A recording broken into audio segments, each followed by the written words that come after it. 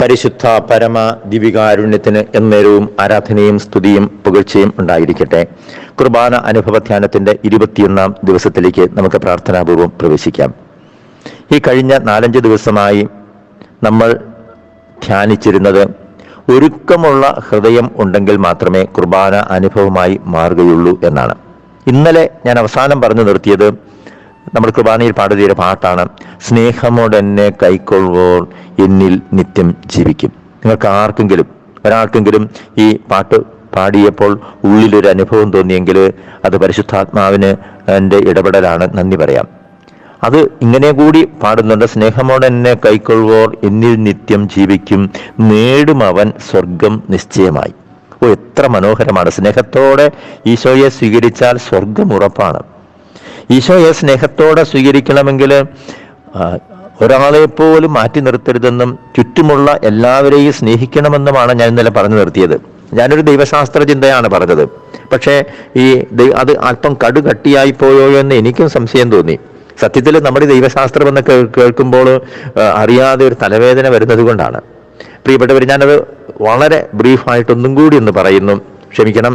ആദ്യം കേട്ടപ്പോൾ തന്നെ മുഴുവൻ മനസ്സിലായ കുറച്ചു പേര് കാണും. പക്ഷേ സാധാരണക്കാരായ കുറച്ചു പേരൊക്കെ ഈ വചനം കേൾക്കുന്നത് കൊണ്ട് അവർക്ക് വേണ്ടി ഞാൻ ആവർത്തിക്കുകയാണ്. ഞാൻ ഇങ്ങനെ ഒരു ഭാവനയിൽ നിങ്ങളെ അത് പരിചയപ്പെടുത്താം. ഞാൻ കുർബാന അർപ്പിക്കാനായി, കുറച്ചും കൂടി സിമ്പിളായിട്ട് പറഞ്ഞാൽ കുർബാന സ്വീകരിക്കാനായിട്ട് ക്യൂ നിൽക്കുകയാണ്. അപ്പോൾ ഭക്തിയോടെ ഞാൻ പോയി ഈശോയെ സ്വീകരിക്കുന്നു. ഈശോയുടെ ദിവികാരുണ്യ ശരീരം ആദരവോടുകൂടിയാണ് സ്വീകരിച്ചത്. പക്ഷേ ഞാൻ എൻ്റെ ജീവിതത്തിലേക്ക് അറിയാതെ ഒന്ന് എത്തി നോക്കുകയാണ്. ഇന്നലെ വൈകുന്നേരം എനിക്കെതിരെ തെറ്റായ ആരോപണം ഉന്നയിച്ച ഒരു വ്യക്തിയെക്കുറിച്ചുള്ള വേദനിപ്പിക്കുന്ന ഓർമ്മകൾ എൻ്റെ മനസ്സിൽ ഉണ്ടായിരുന്നു. അല്ലെങ്കിൽ എന്നെ വഞ്ചിച്ച ഒരു വ്യക്തി, എനിക്ക് ഹൃദയം കൊണ്ട് ഇഷ്ടമില്ലാത്ത ഒരു വ്യക്തി. എന്താണ് സംഭവിക്കുന്നത് അറിയാമോ? ഈ ഈശോയ്ക്ക് എൻ്റെ ഉള്ളിൽ നിലനിൽക്കാൻ ഹോൾഡ് ഓൺ ചെയ്യാൻ പറ്റുന്നില്ല.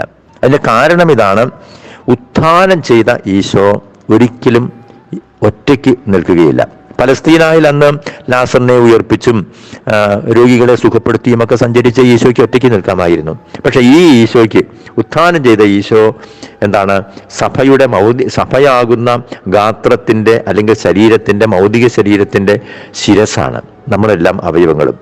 അപ്പോൾ ഒരവയവം മാറിക്കഴിയുമ്പോൾ ഈശോയ്ക്ക് എൻ്റെ ഉള്ളിൽ നിൽക്കാൻ പറ്റുകയില്ല. നിങ്ങൾക്ക് കുറച്ചെങ്കിലും മനസ്സിലായി എന്ന് ഞാൻ വിശ്വസിക്കുകയാണ്. അപ്പോൾ എന്താണ്, ഞാൻ ഉള്ളിലേക്ക് ഒരു ഈശോയെ സ്വീകരിക്കുമ്പോൾ എനിക്കിഷ്ടമില്ലാത്ത ഒരു വ്യക്തിയെ എൻ്റെ ഹൃദയത്തിൽ ഉണ്ടെങ്കിൽ ഈശോയ്ക്ക് എൻ്റെ ഉള്ളിൽ വസിക്കാൻ സാധിക്കുകയില്ല. കാരണം ആ വ്യക്തി പോകുന്ന കൂട്ടത്തിൽ ഈശോയും ഔട്ടാവുകയാണ്, ഈശോ പുറത്താവുകയാണ്.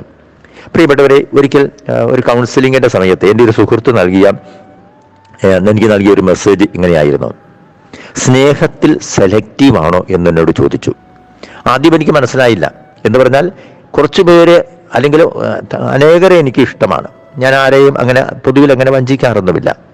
പക്ഷേ ഞാൻ കുറച്ചു പേരെ മാറ്റി നിർത്തിയിട്ടുണ്ട്. ഞങ്ങൾ ഒന്നിച്ച് പ്രാർത്ഥിച്ച് കണ്ടെത്തി.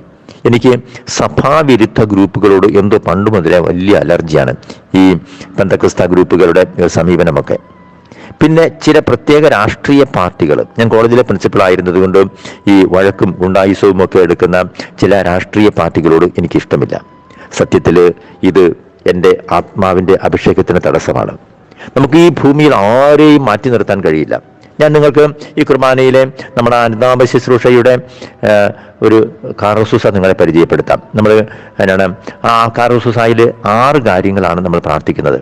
എന്ന കർത്താവേ, അങ്ങയുടെ ദാസരുടെ പാപങ്ങളും അപരാധങ്ങളും ക്ഷമിക്കണം. ഇനി ശ്രദ്ധിക്കാം, ഭിന്നതകളും കലഹങ്ങളും വെടിഞ്ഞ് നമ്മുടെ മനസാക്ഷി ശുദ്ധീകരിക്കാം. ശത്രുതയിലും വിദ്വേഷത്തിലും നിന്നും നമ്മുടെ ആത്മാക്കളെ വിമുക്തമാക്കാം. യോജിപ്പോടും ഐക്യത്തോടും കൂടെ ദിവ്യരഹസ്യങ്ങളിൽ പങ്കുകൊള്ളാം. നോക്കിക്കേ, ഇവിടെ നമ്മൾ വേറെ കൊലപാതകത്തെക്കുറിച്ച്, ഭ്രൂണഹത്യയെക്കുറിച്ച്, പോർണോഗ്രഫിയെക്കുറിച്ച്, വ്യഭിചാരത്തെക്കുറിച്ച്, കൂടോത്രത്തെക്കുറിച്ച് ഒന്നും പറയുന്നില്ല. നിങ്ങൾ ശ്രദ്ധിക്കണം, കുർബാന സ്വീകരിക്കുന്നതിൻ്റെ തൊട്ടു മുൻപ് ഒരുക്കം നടത്തുമ്പോൾ മനസാക്ഷിയോട് ചോദിക്കുന്ന കാര്യങ്ങൾ എന്തൊക്കെയാണ്? ഭിന്നത, കലഹം വെടിയണം, ശത്രുത, വിദ്വേഷം മാറ്റണം, യോജിപ്പും ഐക്യവും നമ്മുടെ ഉള്ളിൽ ഉണ്ടാകണം. അപ്പൊ പ്രിയപ്പെട്ടവരെ, വേദനിപ്പിച്ച വ്യക്തിയെ, എന്നെ തകർത്ത വ്യക്തിയെ എൻ്റെ ഉള്ളിൽ ആക്കിയാൽ മാത്രമേ കുർബാന എനിക്ക് അനുഭവമാവുകയുള്ളൂ. അപ്പോൾ ഇനി ഇവിടെ ഒരു ആത്മീയ ചിന്ത അല്ലെങ്കിൽ ഒരു പ്രായോഗിക ചിന്ത കൂടിയുണ്ട്. എന്താണ്? ഞാൻ കുർബാന സ്വീകരിക്കുമ്പോൾ ഈ പ്രപഞ്ചത്തിലുള്ള സകലരെയും, എനിക്കിഷ്ടമുള്ളവരെ മാത്രമല്ല, എന്നെ ഇഷ്ടമില്ലാത്തവരെ, എന്നെ സ്നേഹിക്കാത്തവരെ, എനിക്കിഷ്ടമില്ലാത്തവരെ ഒക്കെ ഞാൻ ഉള്ളിലാക്കുകയാണ്. അപ്പോൾ ഒരു പ്രായോഗിക ചിന്ത പരിശുദ്ധാത്മാവ് പറയുന്നു, ഒരാളെ ഉള്ളിൽ ആക്കിയാൽ ആ വ്യക്തിയെ സ്വന്തമാക്കാൻ ഉള്ള, ആ വ്യക്തിയെ സംരക്ഷിക്കാനുള്ള ചുമതല കൂടി എനിക്കുണ്ട്. ആ വ്യക്തിയോട് ഞാൻ പറയുന്നു, എൻ്റെ ഉള്ളിൽ നീ സുരക്ഷിതനാണ്, സുരക്ഷിതയാണ്. ഇവിടെ നമ്മൾ ഓർമ്മിക്കണം, പലപ്പോഴും നമ്മളൊക്കെ ജീവിതത്തിൽ നമ്മൾ പിറ്റേ ദിവസം കുർബാനയ്ക്ക് പോകും, എന്നാണ് പലരെയും കുറ്റപ്പെടുത്തി, പലരെയും ഒറ്റപ്പെടുത്തിയൊക്കെ നമ്മൾ പോകുന്നത്. തെറ്റ് ചെയ്താലും പ്രിയപ്പെട്ടവരെ ആരെയും ഒറ്റപ്പെടുത്തരുത്. അത് നമ്മൾ അവരുടെ കൂടെ നിൽക്കണം. ഞാൻ സമർപ്പിതരോട് മാത്രമായിട്ട് പറയുന്നു, ചിലപ്പോഴൊക്കെ ചില പ്രത്യേക സാഹചര്യങ്ങളിൽ അവർക്ക് ചില അബദ്ധങ്ങളൊക്കെ പറ്റും. പക്ഷെ അബദ്ധങ്ങൾ പറ്റിയാലും പെട്ടെന്ന് അവരെ ഒറ്റപ്പെടുത്തരുത്. ആദ്യം സ്നേഹിക്കണം, പിന്നെ കൂടെ നിൽക്കണം.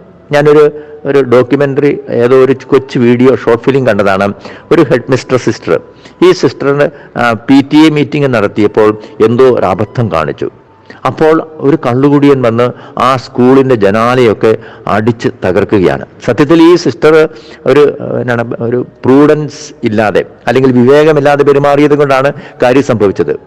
കോൺവെന്റിൽ വന്നപ്പോൾ എല്ലാവരും ഈ സിസ്റ്ററിനെതിരെ തിരിയുകയാണ്.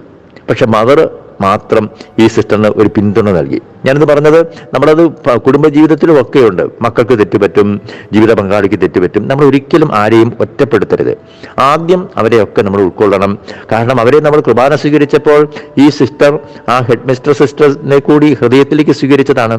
തെറ്റുപറ്റി, ആദ്യം നമ്മൾ കൂടെ നിന്നതിന് ശേഷം പിന്നീട് വിഷയം തീർന്നതിന് ശേഷം പറയണം, ഇങ്ങനെ ചെയ്യരുത്. പ്രിയപ്പെട്ടവരെ, കുരിശിൽ ഹൃദയം കൊണ്ട് ക്ഷമിച്ചാണ് ഈശോ ബലിയർപ്പിച്ചത്.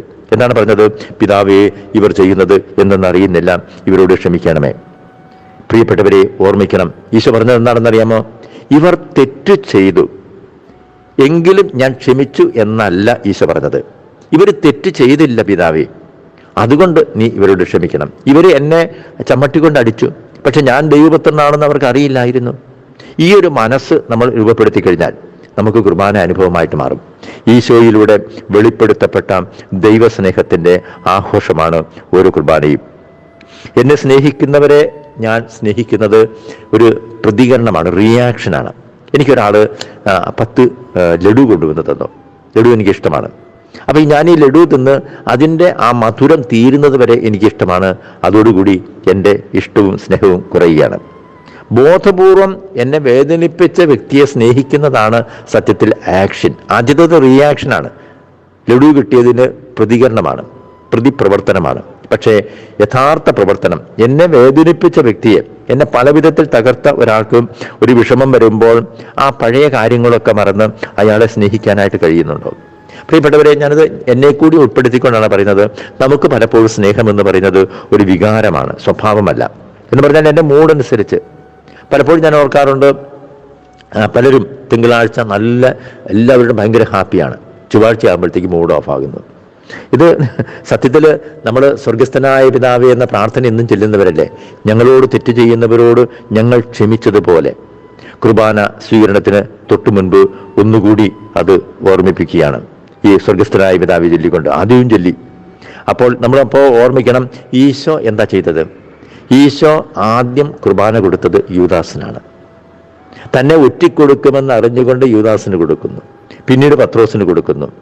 പ്രിയപ്പെട്ടവരെ, ഞാൻ നിങ്ങൾക്കൊരു പ്രായോഗിക വഴി പറഞ്ഞു തരാം. നമ്മൾ ഏതെങ്കിലുമൊക്കെ വിഷമങ്ങൾ ഉണ്ടാകുമ്പോൾ ഒരു കാരണവും കൂടാതെ നമ്മെ വേദനിപ്പിക്കുന്നവരെ ഒക്കെ മനസ്സിലേക്ക് കടന്നു വരുമ്പോൾ ഓർക്കണം, ഈ ഭൂമിയിൽ, ഈ പ്രപഞ്ചത്തിൽ ദൈവത്തെ അറിഞ്ഞവരും ദൈവത്തെ അറിയാത്തവരും ഉണ്ട്. ദൈവത്തെ അറിഞ്ഞ നീ ചെയ്തതുപോലെ ദൈവത്തെ അറിയാത്ത ഇതര വ്യക്തിക്ക് ഒരിക്കലും പ്രവർത്തിക്കാൻ സാധിക്കില്ല. അതുകൊണ്ടാണ് എനിക്ക് ചില രാഷ്ട്രീയ പാർട്ടികളോട് ക്ഷമിക്കാൻ കഴിഞ്ഞത്. എന്തുകൊണ്ടാണ്? അവർ ദൈവത്തെ യഥാർത്ഥത്തിൽ അറിഞ്ഞിട്ടില്ല. ദൈവത്തെ അറിഞ്ഞ ഞാൻ ചെയ്തതുപോലെ അല്ലല്ലോ ദൈവത്തെ അറിയാത്ത ബാക്കിയുള്ളവർ ചെയ്യുന്നത്. അതുകൊണ്ടാണ് കുർബാനയെക്കുറിച്ച് പറയുമ്പോൾ ഇങ്ങനെ പറയും, പരിശുദ്ധ കുർബാന എന്ന് പറയുന്നത് സത്യത്തിൽ ശത്രു സ്നേഹത്തിൻ്റെ ആഘോഷമാണ്. നമ്മൾ മത്തായി സുവിശേഷം 5-ാം അധ്യായത്തിൽ അയൽക്കാരനെ സ്നേഹിക്കുക, ശത്രുവിനെ ദ്വേഷിക്കുക എന്ന് പറഞ്ഞിട്ടുള്ളത് നിങ്ങൾ കേട്ടിട്ടുണ്ടല്ലോ എന്ന ആ ഭാഗം 43 മുതലുള്ള വാക്യങ്ങളാണ്. എന്നാൽ ഞാൻ നിങ്ങളോട് പറയുന്നു, ശത്രുക്കളെ സ്നേഹിക്കുവിൻ, നിങ്ങളെ പീഡിപ്പിക്കുന്നവർക്ക് വേണ്ടി പ്രാർത്ഥിക്കുവിൻ. അങ്ങനെ നിങ്ങൾ നിങ്ങളുടെ സ്വർഗസ്ഥനായ പിതാവിൻ്റെ മക്കളായിത്തീരും. പ്രിയപ്പെട്ടവരെ, സ്വർഗസ്ഥനായ പിതാവിൻ്റെ മക്കളായി തീരണമെങ്കിൽ വേദനിപ്പിക്കുന്നവരെ കൂടി, നമ്മളെ ഏതെങ്കിലും തരത്തിൽ ബുദ്ധിമുട്ടിക്കുന്നവരെയും നമ്മളെ തകർക്കാൻ ശ്രമിക്കുന്നവരെ കൂടി നമുക്ക് സ്നേഹിക്കാനും അനുഗ്രഹിക്കാനും കഴിയണം. ഞാനൊരു ആത്മീയ രഹസ്യം നിങ്ങളോട് പറയാം. നമ്മെ സ്നേഹിക്കാത്തവര് അല്ലെങ്കിൽ നന്നായിട്ട് പെരുമാറാത്തവര് നമ്മുടെ കൂടെ ഉണ്ടെങ്കിൽ മാത്രമേ നമ്മുടെ ആത്മീയത വളരുകയുള്ളൂ. എന്നെ കേൾക്കുന്ന നിങ്ങളിൽ വലിയൊരു വിഭാഗവും ഇത് അംഗീകരിക്കുകയില്ല. എനിക്കിഷ്ടമില്ലാത്തവരും, അതായത് നമ്മൾ കൂടെ താമസിക്കുന്ന എല്ലാവരും നല്ലവരാണെങ്കിൽ നമ്മൾ ഹാപ്പി ആയിട്ട് പോകുന്നുവെന്ന് നമ്മൾ പറയും. നല്ല കമ്മ്യൂണിറ്റിയാണ്, അല്ലെങ്കിൽ നല്ല വീടാണ്, ചുറ്റുമുള്ള നല്ല അയൽക്കാരാണ്, നല്ല ഇടവകയിൽ മിഷൻ ലീഗ് അല്ലെങ്കിൽ സൺഡേ സ്കൂൾ അധ്യാപകർ എല്ലാവരും നല്ല സ്നേഹത്തോടെ പെരുമാറുന്നവരാണ്. നമ്മൾ വിചാരിക്കുന്നത് എന്താണ്? അത് നമ്മുടെ സന്തോഷത്തോടെ ജീവിക്കുമ്പോൾ നമ്മൾ ആത്മീയതയിൽ വളരുന്നുണ്ടെന്നാണ് നമ്മൾ ചിന്തിക്കുന്നത്. പക്ഷേ വേദനിപ്പിക്കുന്ന ഒരു വ്യക്തി, ഇഷ്ടമില്ലാത്ത രീതിയിൽ പെരുമാറുന്ന ഒരു വ്യക്തി കൂടെ ഉണ്ടെങ്കിൽ നാം നോക്കി നിൽക്കുമ്പോൾ കാരണം നമുക്ക് ക്ഷമിക്കാൻ കഴിയും, നമുക്ക് വിട്ടുവീഴ്ച ചെയ്യാൻ കഴിയും, ഹൃദയം കൊണ്ട് അനുഗ്രഹിക്കാൻ കർത്താവ് നമുക്ക് അവസരമൊരുക്കും. പിറ്റേ ദിവസം കുർബാനയ്ക്ക് പോകുമ്പോൾ നമുക്ക് കൂടുതൽ അനുഗ്രഹം കിട്ടും. എന്നെ കേൾക്കുന്ന പ്രിയപ്പെട്ടവരെ, നമ്മുടെ ജീവിതത്തിൽ സമാനമായ എത്ര അനുഭവങ്ങൾ ഉണ്ടാകും. ഞാനൊരു അനുഭവം നിങ്ങളോട് ഹൃദയം കൊണ്ട് പങ്കുവെക്കുകയാണ്. പരിശുദ്ധ കുർബാനയുടെ മുൻപിൽ നിന്നുകൊണ്ടാണ് ഞാൻ പങ്കുവെക്കുന്നത്.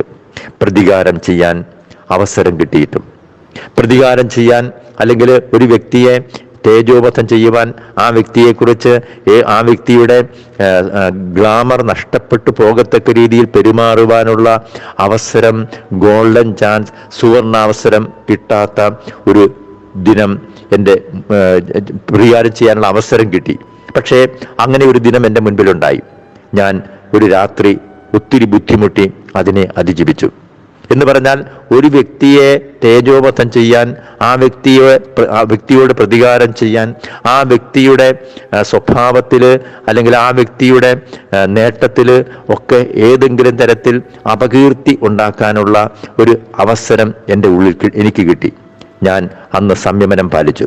എൻ്റെ ജീവിതത്തിൽ ഇത്രമാത്രം ദൈവ സാന്നിധ്യാനുഭവത്തോടെ കുർബാന ചൊല്ലിയ മറ്റൊരവസരമുണ്ടായിരിക്കുകയില്ല.